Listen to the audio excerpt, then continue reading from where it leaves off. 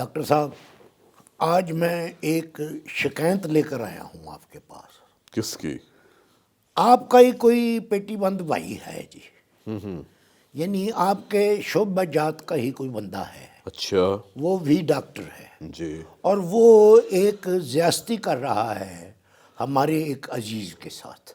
زیادتی وہ کر رہے ہیں ڈاکٹر صاحب؟ جی ہاں جی ہاں جی، اچھا ڈاکٹر صاحب جو مذکورہ ہیں جی۔ وہ ہمارے عزیز کو یہ کہہ رہے ہیں کہ تمہارے دل کے پٹھے جو ہیں وہ موٹے ہو گئے۔ اچھا اس کا علاج تو ہم شروع کر دیتے ہیں، ٹھیک ہے۔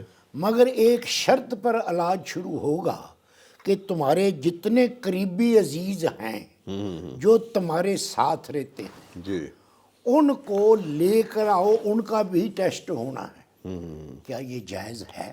بالکل جائز ہے جی۔ یعنی آپ بھی ڈاکٹر کی ہی سائیڈ لے رہے ہیں؟ تو امام دین اس لیے کہ انہوں نے ہمدردی کا اظہار کیا ہے آپ کے دوست کے خاندان کے ساتھ۔ ڈاکٹر صاحب مجھے نہیں سمجھ آئی، ہمدردی اس میں کہاں سے آ ہمدردی گئی؟ یہ ہے کہ جب دل کے پٹھوں کی بیماری ہوتی ہے نا، ہاں جی، یہ بیماری عام طور پر خاندانوں میں چلتی ہے، نسل در نسل در نسل۔ نہیں یہ تو پھر اس کا مقصد تو یہ ہے کہ اگر خاندان میں کوئی ایک بیمار ہو گیا جی، تو اس کی نسلیں بیمار ہو جائیں گی۔ اگر خاندان میں شادیاں ہوتی رہیں۔ ڈاکٹر صاحب تو شادیاں تو ہوتی ہی خاندان میں ہیں، ایک دوسرے کو دیکھا بھالا ہوتا ہے، سمجھا سوچا ہوتا ہے۔ ہمارے ہاں تو کئی بچوں کی چھوٹے چھوٹوں کی شادی ہو گئی۔ ایک شادی کا میں آپ کو ذکر سناتا ہوں جی۔ جی وہ شادی ایسی ہوئی کہ جی ایک بچہ تھا، پیدا ہوا، جی۔ وہ چھوٹی عمر میں ہی اس کے ماں باپ نے اس کی شادی کر دی۔ اچھا وہ کوئی اس کی عمر تھی، اللہ آپ کا بھلا کرے، صالح اس کا نام تھا۔ اچھا جی۔ اس کے ماں باپ نے اس کی شادی کر دی کتنی عمر میں؟ 7 سال کی عمر۔ اچھا اور جس بچی کے ساتھ کی اس کی عمر کتنی تھی؟ 6 سال۔ اچھا انہوں نے کہا ہم دونوں کو ہی پالیں گے اور جب یہ بڑے ہو جائیں گے تو پھر ان کا نکاح پڑھا دیں گے، اچھا مگر یہ بچی ہماری ہوئی اور منڈا جو ہے وہ آپ کا ہوا۔ ٹھیک ہے۔ تو جب اور وداعی انہوں نے اسی طرح کی جیسے بڑے دولہا دلہن کی ہوتی ہے۔ ٹھیک ہے تو جو دلہن تھی نا جی۔ وہ ڈولی میں نہیں بیٹھ رہی تھی۔ اچھا سب نے کہا کہ یہ ڈولی میں وہ روئے جائے ہاں کہ میں نے نہیں جانا، میں نے نہیں جانا، میں نے نہیں جانا۔ ہاں تو سب نے کہا کہ یار یہ کیسے بیٹھے گی؟ تو شادی کا انہوں نے کھانا بھی پکایا ہوا تھا۔ اچھا تو انہوں نے کیا کیا، جردے کی پلیٹ، ایک پلیٹ میں جردہ ڈال کے نا جی، اس کے اوپر بادام ڈال کے، اس کے اوپر سارا وہ جو نک سک ہوتا ہے جی، ڈرائی فروٹ، وہ ڈال کے تو ڈولی میں رکھ دی وہ۔ اچھا اور دلہن کو کہہ دیا کہ وہ میٹھے چاول رکھے ہیں اس میں۔ اس کو پتہ لگا، وہ دوڑ کے ڈولی میں بیٹھ گئی اور وہ ڈولی میں اس کو لے کر چلے گئے۔ اب اس تمام واقعے کا کیا تعلق ہے جو آپ نے مجھے بتایا اس بیماری سے؟ ڈاکٹر صاحب یہ اس لیے بتایا ہے کہ اپنے اپنوں کے 100 پردے رکھ لیتے ہیں۔ اس کا ایک ہی بھائی ہے، وہ وہاں اپنا پنو عقل میں وہ نوکری کرتا ہے، وہ اگر چھٹی لے کر یہاں آئے گا اپنی ٹیسٹنگ کرانے کے لیے ڈاکٹر صاحب سے تو اس کا تو نقصان ہو جائے گا۔ کیونکہ بہنیں ہوں گی اس کی۔ وہ جی بہنیں نہیں، وہ کہہ رہے ہیں سب کو بلاؤ۔ تو ٹھیک کہتے ہیں نا امام دین، دیکھیں پٹھوں کی بیماری ہوتی ہے، دل کے پٹھوں کی بیماری، اگر یہ وقت پر تشخیص کر لی جائے تو ہم احتیاطی تدابیر اختیار کر سکتے ہیں، ورنہ خدا نہ خواستہ اچانک موت کی بہت بڑی وجہ دل کے پٹھوں کی بیماری ہے۔ اچھا جی، اس کے تو رشتہ دار ہیں، وہ اوکھا سوکھا ہو کے اپنے بہن بھائیوں کو بلا لیتا ہے، لیکن جس کے رشتہ دار ہی نہ ہوں تو وہ کیا محلے داروں کو لے کر؟ تو ضرورت نہیں ہوگی پھر اس کی۔ اچھا ہاں نہیں، محلے داروں کو لے آنے کی ضرورت نہیں؟ بالکل نہیں۔ امام دین آپ مجھے ایک بات بتائیں، 2 پوچھیں جی۔ پاکستان میں ہاں جی، کیا یہ رواج ہے کہ شادی سے پہلے لڑکے اور لڑکی کا جسمانی، نفسیاتی، ذہنی معائنہ کیا جائے؟ آپ کیسی بات کر رہے ہیں، آپ بڑے ہیں، لیکن میں گزارش یہ کروں کہ یہ تو ایک دوسرے کی انسلٹ کرنے والی بات ہے۔ انسلٹ کرنے والی بات نہیں ہے۔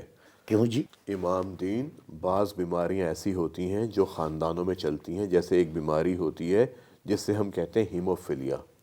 ہیموفیلیا؟ اچھا، اب اس کے اندر خون جمتا نہیں ہے، اچھا اب اگر لڑکے کے اندر اس بیماری کو پیدا کرنے کے امکانات موجود ہیں، اچھا، بیماری موجود نہیں ہے لڑکے میں لیکن امکانات امکانات موجود ہیں، ہیں، ٹھیک ہے، اور اسی طرح اگر لڑکی کے اندر بھی اس بیماری کو پیدا کرنے کے امکانات موجود ہیں تو جب ان کی اولاد ہوگی ان کے اندر بیماری لازماً ہو جائے گی۔ مگر ڈاکٹر صاحب ایک انسانیت کے ناطے ذرا اس بات کو سوچیں آپ کہ جس نمانے نے اپنی بیٹی ہی آپ کو دی تھی اس کو یہ بھی کہا جائے گا بھی تمہاری بیٹی کا ٹیسٹ بھی کرانا، یہ عجیب سی نہیں بات لگی؟ بالکل نہیں، یہی تو باتیں ہیں جو لوگوں کو بتانی چاہیے امام دین۔ آج کل کے زمانے میں لوگوں میں تعلیمی شعور پیدا کرنا چاہیے، صحت کا شعور بیدار کرنا چاہیے کہ ہمیں کون کون سی بیماریاں ہیں، ہمارے کون سے مسائل ہیں جو شادی شدہ بچوں کے اندر شادی کے بعد پیدا ہو سکتے ہیں۔ مثلاً یہ کہ پاکستان کے اندر، میں تو یہاں کی بات کروں گا، ایک بیماری ہوتی ہے رومیٹک فیور۔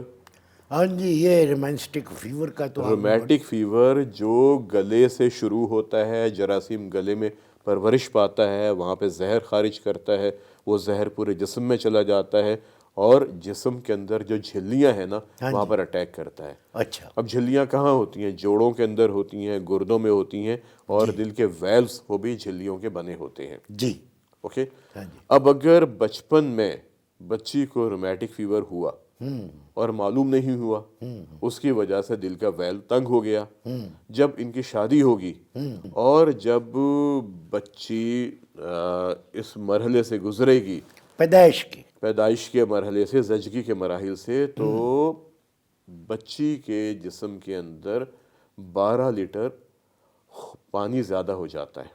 12 لیٹر پانی زیادہ ہو جاتا ہے، ٹھیک ہے۔ اب جب اتنا زیادہ پانی اکٹھا ہوتا ہے جسم کے اندر تو جب وہ اس سے پھر خون کا والیوم بھی زیادہ ہو سکتا ہے، پھر جب وہ اس تنگ ویلو سے گزرے گا تو پھر سانس خراب ہو سکتا ہے۔ اور ایک بات ذہن میں رکھیں، پریگننسی، حمل، وہ واحد فزیولوجیکل کنڈیشن ہے جس کی شکل ہارٹ فیلئر سے ملتی ہے۔ یعنی یہ بیماری نہیں ہے لیکن اس کی شکل ہارٹ فیلئر سے ملتی ہے۔ وہی سانس کا خراب ہونا، سیدھا لیٹ کے کھانسی آنا، پاؤں پہ سوجن آنا، ٹھیک ہے نا، یہ تمام دل کی دھڑکن کا تیز ہونا، خون کی کمی کا ہو جانا، تو یہ تمام چیزیں ہمیں معلوم کرنی چاہیے کہ جب کسی خاتون کو ڈیورنگ پریگننسی اگر ان کا سانس خراب ہوتا ہے، ان کی دھڑکن تیز ہوتی ہے، ان کے پاؤں پر سوجن آتی ہے، ان کو کھانسی آتی ہے، تو ہمیں کبھی نظر انداز نہیں کرنا چاہیے کہ یہ ایک نارمل پریگننسی کی وجہ سے ہے۔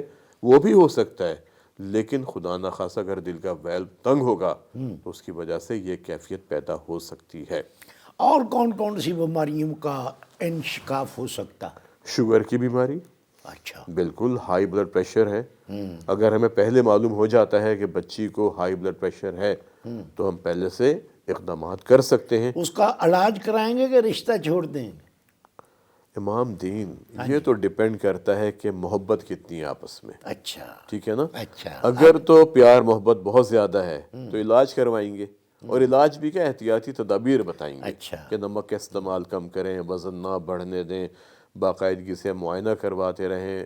اگر پریگننسی ہو جاتی ہے اس کو ہم کہتے ہیں اینٹی نیٹل، اچھا، چلیں، ٹھیک ہے نا، کہ ہم نے ہر ہفتے کے بعد معائنہ کرنا ہے، یا ہم نے 2 ہفتے کے بعد معائنہ کرنا ہے، یا ہم نے ہر مہینے کے بعد معائنہ کرنا ہے، اور پھر ہم پیشاب کا معائنہ کرتے ہیں کہ پروٹین تو نہیں آ رہی، بلڈ پریشر کا معائنہ کیا جاتا ہے، شوگر کا معائنہ کیا جاتا ہے، وزن ڈیلی بیسس پر چیک کیا جاتا ہے۔ تو اگر ہم یہ احتیاط کریں گے تو کچھ بھی نہیں ہوتا۔ دیکھیں ڈاکٹر صاحب، آپ نے تو اپنی صفائی میں بہت کچھ کہہ لیا۔ ہم اس معاشرے میں رہتے ہیں جہاں پر ہر ساس جو ہے نہیں وہ ظالم ہوتی ہے اور جو بہو ہے وہ مظلوم ہوتی ہے، ٹھیک ہے۔ اب جب کسی ساس کو یہ پتہ چل جائے کہ جس بہو کو میں بیاہ کر لا رہی ہوں اس میں یہ پرابلم ہے، تو کیا وہ اس کو اپنے گھر میں رکھے گی یا ہر ویلے لڑائی جھگڑا ہوتا رہے گا اس گھر میں؟ امام دین، کوئی شعور نام کی چیز نہیں ہے، اور جی شعور ہی کی تو کمی ہے ہم میں۔ تو پھر کیسے پیدا ہوگا شعور؟ اگر ان کے بیٹے کو ہیموفیلیا کی بیماری ہے ہاں جی ہاں جی اور کل کو ہاں جی اگر ان کے آنے والے بچوں میں ہیموفیلیا زیادہ ہو جاتا ہے پھر کون ذمہ دار ہوگا؟ سر جی میں جو گزارش کر رہا ہوں کہ بیٹے والے جو ہوتے ہیں نا جی، وہ تو ان کا ہاتھ تو اوپر ہی رہتا ہے. نہیں رہتا اوپر. امام دین اب یہ زمانہ نہیں ہے. یہ ہمیں سوچ کو تبدیل کرنا ہوگا. اور آپ نے بھی جا کے اپنے پنڈال میں اپنی جو بیٹھک ہوتی ہے وہاں پر یہ بتائیں کہ اوپر کا ہاتھ یا نیچے کا ہاتھ کچھ نہیں ہوتا. بچیاں پڑھی لکھی ہیں، سمجھدار ہیں، ان کا بھی سٹیٹس وہی ہے جو لڑکوں کا ہے. اچھا جی ٹھیک ہے نا؟ تو اس لیے اگر ہم وقت سے پہلے، شادی سے پہلے بچوں کا، لڑکے کا، لڑکی کا معائنہ کروا لیتے ہیں، شرم محسوس نہ کریں اس نہیں بات. کریں. دیکھیں ہیپاٹائٹس ہے، ہیپاٹائٹس کے بارے میں آپ کو پتہ ہونا چاہیے کہ سمپل اسکریننگ ہوتی ہے کہ ہیپاٹائٹس بی، ہیپاٹائٹس سی ہے یا نہیں ہے. ایچ آئی وی معلوم ہونا چاہیے آپ کو شادی سے پہلے کہ یہ تمام ٹیسٹ ہوئے ہیں یا نہیں ہوئے.